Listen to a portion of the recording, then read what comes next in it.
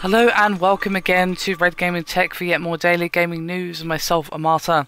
Today is the 25th of February and this time I have some news for you from the PlayStation 4 as we have a little bit of news regarding the Japanese sales figures. So Famitsu has reported that PS4 sales in Sony's home country have hit 322,083 units in the system's first 2 days of availability.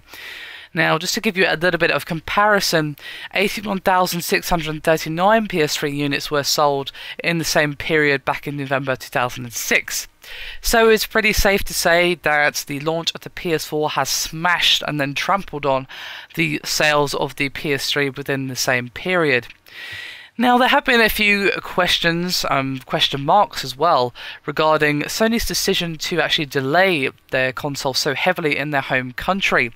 Of course, it launched here in the West back in November, but did not come out in Japan until just a few days ago on February 22nd.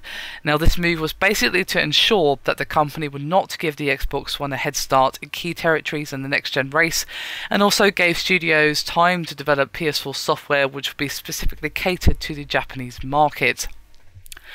Now, this is pretty damn awesome, and of course will add to the already impressive sales figures of the PS4. As Sony said earlier this month that worldwide PS4 sales stood at about 5.3 million units as of February 8th. Unfortunately, we do not have a more up-to-date figure for the Xbox One other than the period ending 2013. So it stood about 3 million units around that time, but unfortunately I do not have access to any more up-to-date figures. I did have a look, I couldn't find anything, but if you guys do know of anywhere that's reported more up-to-date sales figures for the Xbox One, do let me know, as I'd love to cover it.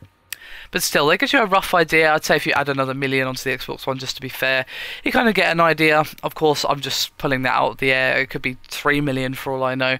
I'm just saying, do keep in mind that's not an up-to-date figure.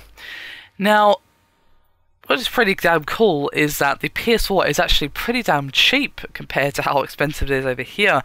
And the PS4 is priced with tax at 41,979 yen, which works out to about £269 or $421, which is so cheap. I really wish it was that cheap over here. And of course, as you might expect, it's available bundled with the PlayStation camera, which with tax works out at 46,179 yen, which is about £296 or $463. And also, they're going to be getting a rather swish Metal Gear Solid themed version of the console, which will go by the name the PS4 Fox Edition, which will be coming out in Japan on March 20th, which is of course the same day that Metal Gear Solid 5 Ground Zeroes will come out. At the moment, there's no word, as far as I can tell, as to whether or not this particular console will be coming out in the West. It might do, but it makes perfect sense for it to come out in Japan, as of course it's Metal Gear and it's a very popular series indeed over there. Now, it might come out over here. I certainly hope it does, but I'm not sure. Let's just keep our fingers crossed, but don't hope for too much after all. Still, there you have it. The PS4 continues to do well, and hopefully we get some more up-to-date figures for the Xbox One soon, as I'd love to do a direct comparison for the last few months, comparing the launch period and of course up to now.